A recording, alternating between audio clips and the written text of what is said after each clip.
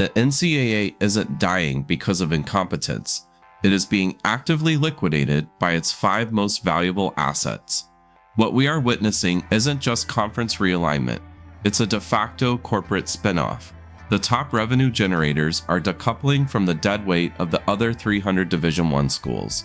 This is a hostile takeover driven by media rights, private equity metrics, and legal settlements that create a $2 billion barrier to entry.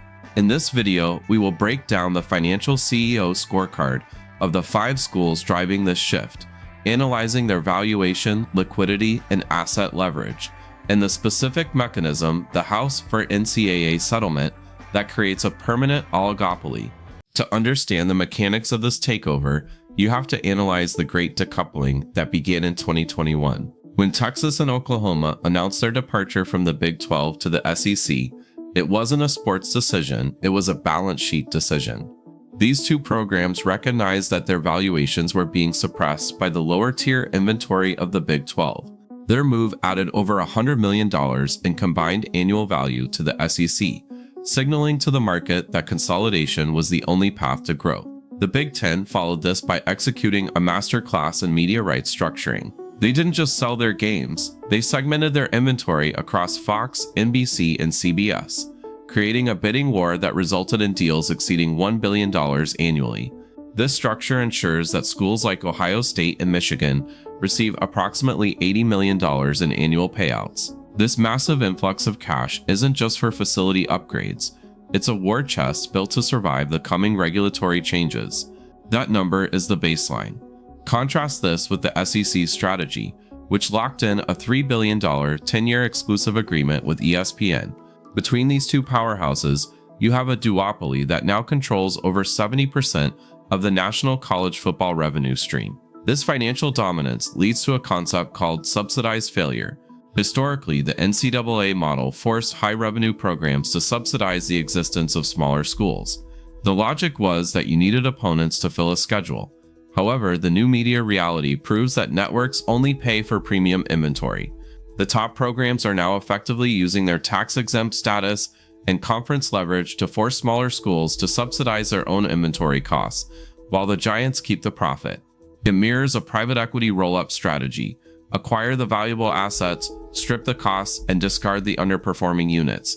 The top schools have realized they don't need the NCAA's broad membership to generate value.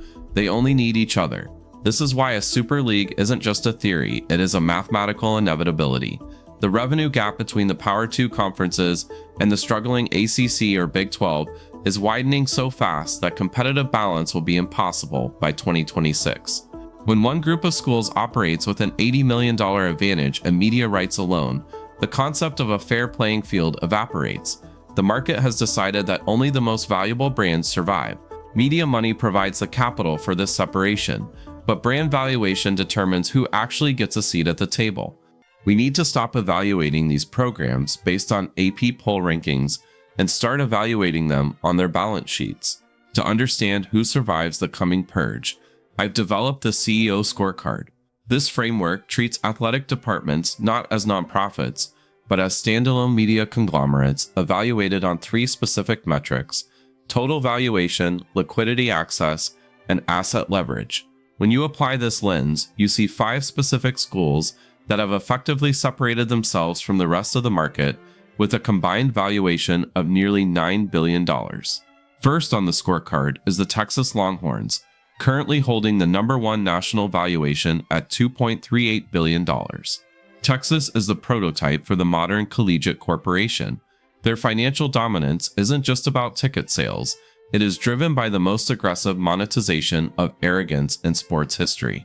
They have successfully converted their brand into the highest merchandise and licensing revenue stream in the NCAA. But the critical metric here is their NIL collective spending.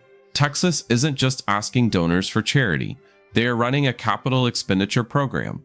With a reported $22.2 million allocated to NIL payments, Texas is effectively operating with a payroll cap higher than some professional leagues.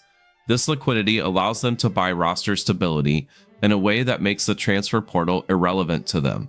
Next is the Ohio State Buckeyes, valued at $1.9 billion. If Texas is the commercial retail giant, Ohio State is the media leverage king. Their value comes from a specific asset: eyeballs. Ohio State consistently delivers the highest television ratings in the sport. This metric is crucial because it was the Buckeyes' viewership data that allowed the Big Ten to dictate terms to Fox, CBS, and NBC. Ohio State administration essentially looked at the networks and said, "You don't have a billion-dollar product without us." That leverage secured the $80 million annual payout that now serves as their operational floor. Then you have the Michigan Wolverines, valued at $1.66 billion. Michigan's superpower is alumni ROI. While other schools rely heavily on fluctuating media rights, Michigan has built a $200 million plus annual fundraising machine. This is their hedge against market volatility.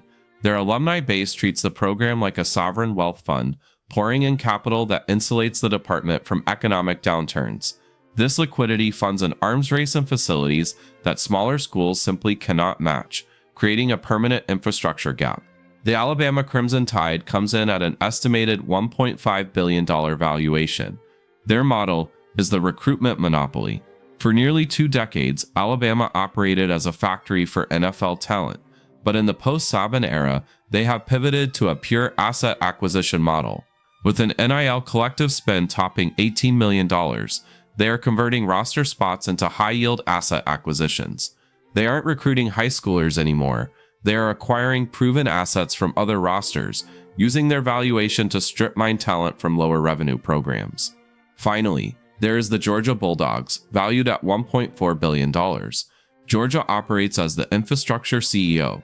Head coach Kirby Smart has utilized the roughly $70 million SEC distribution to build a player development factory that mirrors NFL efficiency.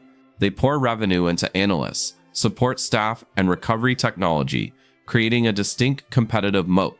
It is an operational efficiency model where capital investment directly correlates to on-field product, ensuring that even if they miss on a recruit, the system produces a replacement. These valuations are impressive, but they are just the war chest. The actual weapon these schools are using to kill the NCAA is buried in the fine print of a class action lawsuit. The mechanism for the final death of the NCAA is the House v. NCAA settlement. While the media frames this as a victory for athletes' rights, you need to view it as a kill shot for the traditional collegiate model. This settlement is the liquidation event that the Super League schools have been waiting for. The financial mechanics of the settlement are brutal. It requires the NCAA and its member conferences to pay nearly $2.8 billion in back damages to former athletes. But the forward-looking component is what changes the industry structure. A new revenue-sharing model that permits schools to share approximately $20.5 million annually directly with athletes. This is a counterintuitive liquidation. On the surface, it looks like equity. In reality, it solidifies inequality. The power of this settlement lies in the price tag. Texas, Ohio State, and Georgia can easily afford a $20.5 million line item on their balance sheets. It's roughly the cost of buying out a failed coaching staff. However, for a mid-major program in the Sun Belt or the MAC, $20.5 million represents their entire operating budget. By agreeing to this settlement, the power schools have set a financial floor that 80% of Division I schools cannot meet. It creates a hard barrier to entry.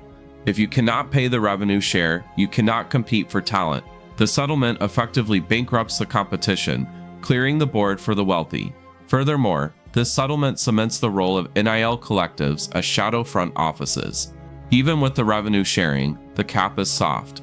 The top programs are using their collectives, like Texas's $22 million operation or Ohio State's $20 million war chest, as unregulated payroll departments. These entities operate outside the purview of the athletic department's budget, allowing the top schools to exceed the $20.5 million cap legally.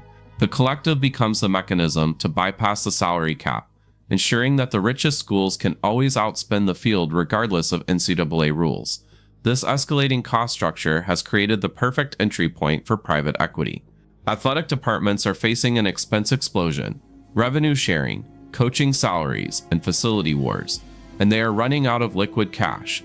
This is where firms like Redbird Capital and Sixth Street see an opening.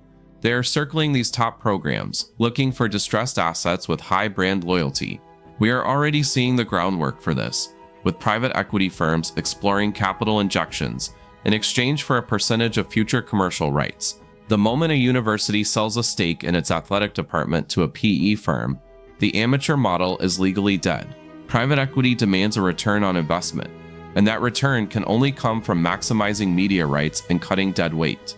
This leads to the inevitable Super League endgame. The top 30 to 40 schools, backed by private equity and insulated by the House settlement, will eventually break away to form a commercial entity. They will leave the NCAA behind to manage non-revenue sports and lower divisions, effectively turning the NCAA into a bureaucratic zombie, while the real money flows into the new privatized league. Surviving this consolidation requires a specific set of financial and operational skills that most current athletic directors simply do not possess. The era of the traditional athletic director is dead. Welcome to the age of the general manager. To survive, you need a new playbook. First, master media rights valuation to negotiate Tier 1 inventory. Second, learn private equity diligence to build valuation models for institutional investors. Third, specialize in NIL ops to run collectives, like payroll divisions. The game has changed. If you want to truly understand the ruthless business behind the scoreboards, subscribe for more deep dives.